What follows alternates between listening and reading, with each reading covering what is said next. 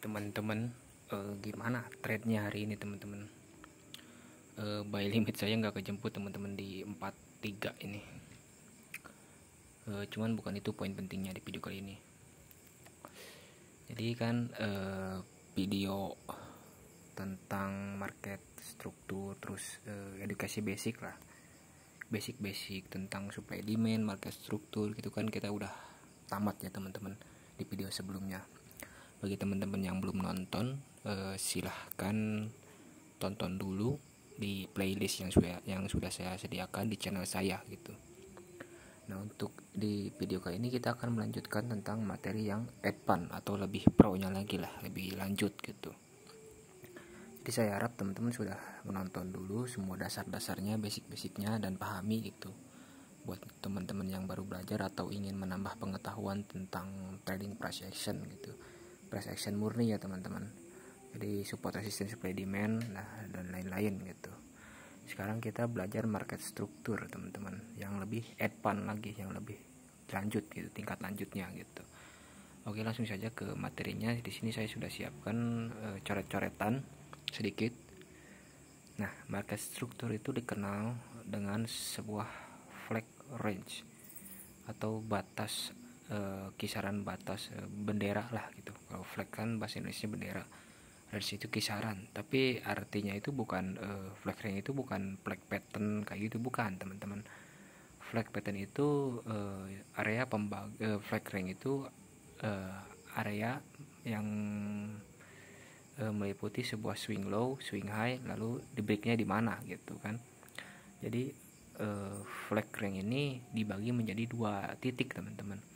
Soalnya kalau kita entry dalam sebuah flag range itu stop lossnya akan sangat-sangat lebar teman-teman, akan sangat-sangat lebar gitu. Tapi kalau kita membagi dua, yang pertama areanya itu disebut dengan area flag limit di sini.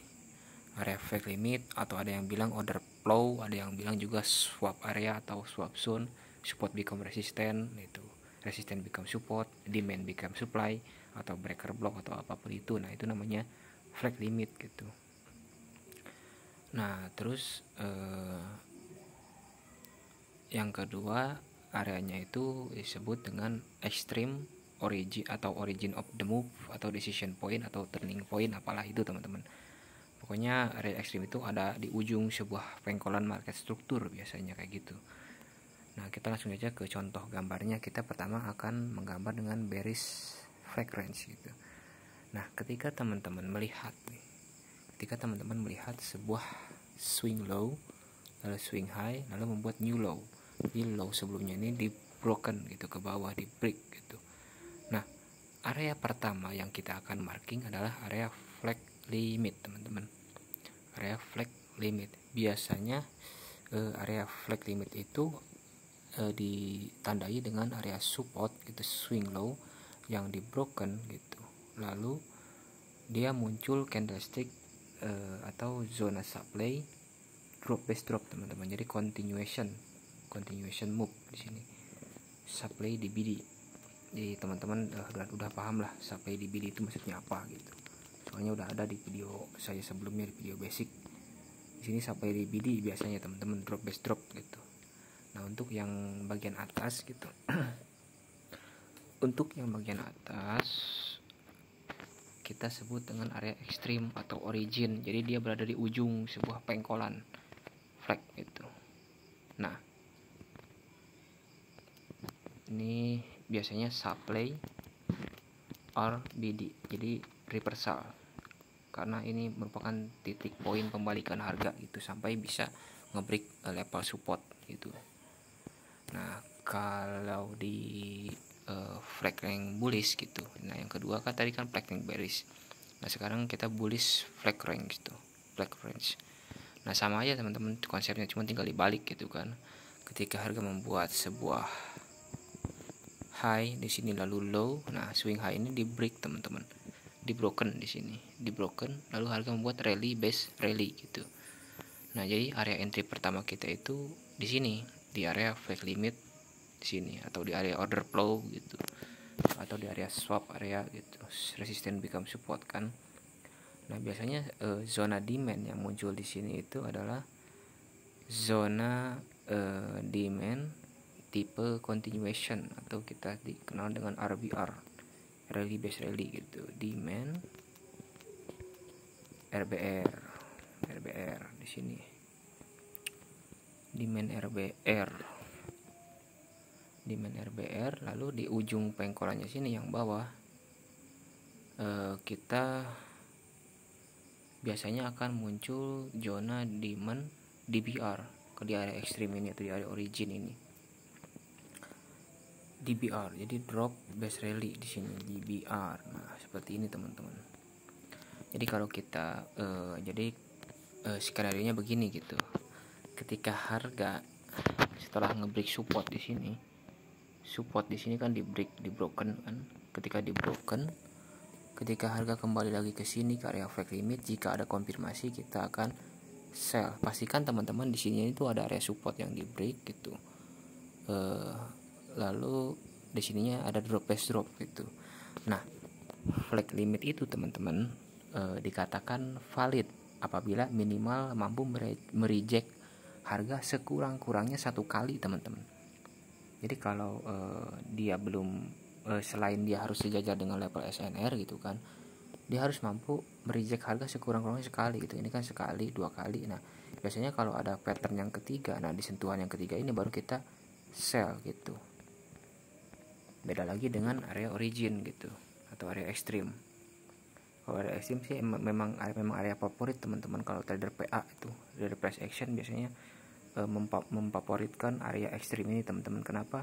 Karena area ekstrim ini biasanya SL-nya tipis gitu, area ekstrim itu.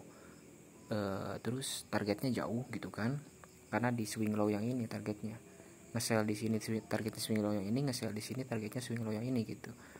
Kedua, rata-rata pengguna kalau kita marking area ekstrim gitu, kita itu nggak perlu nunggu konfirmasi gitu begitu entry, karena area ekstrim itu akan menjadi batasan terakhir untuk kita entry sell gitu.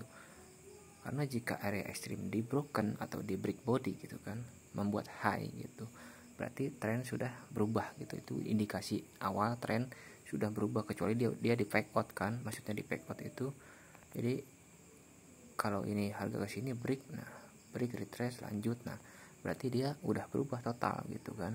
Tapi kalau dia cuma di fake out, ya harga ngebreak keluar zona terus dia turun lagi membuat new low gitu. Nah berarti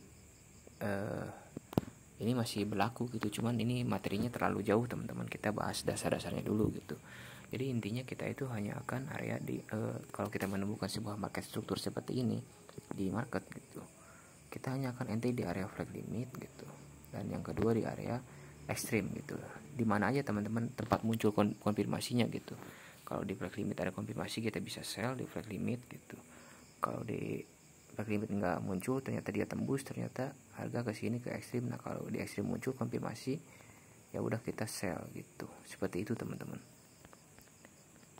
Nah seperti itu kira-kira pembagian zona sebuah flag gitu. Flag alias pengkolan struktur gitu. Kalau untuk buy ya tinggal dibalik sih teman-teman. Kalau untuk buy sama aja gitu konsepnya, tinggal dibalik aja kan. Berarti kita bisa area di area flag limit gitu kan.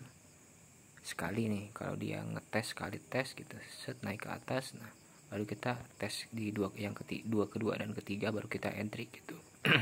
Di flag limit ini merupakan area swap teman-teman, atau area SBR RBS gitu kan, resisten di break jadi support. Pastikan di sininya itu ada resisten yang kuat gitu, terus sejajar dengan demand rally base rally gitu, baru kita bisa buy gitu di sini. Atau nih kalau harga tembus gitu kan, harga tembus ke sini masuk, nah di sini muncul konfirmasi untuk buy, berarti kita bisa buy. Seperti itu teman-teman. Seperti itu kurang lebih sederhananya dari konsep flag limit. Jadi ketika teman-teman menemukan sebuah menemukan sebuah pengkolan market struktur seperti ini kan akan sangat-sangat lebar ya teman-teman, akan sangat-sangat lebar gitu zonanya gitu. Makanya kita akan membaginya menjadi dua area. Yang pertama sebagai area flag limit gitu, di sini yang sejajar dengan support gitu, yang di broken atau resisten yang di broken. Yang terakhir kita bagi menjadi area ekstrim gitu, dimanapun konfirmasi muncul di situ kita akan entry gitu.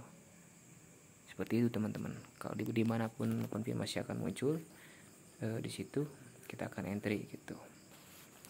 Nah di next video kita akan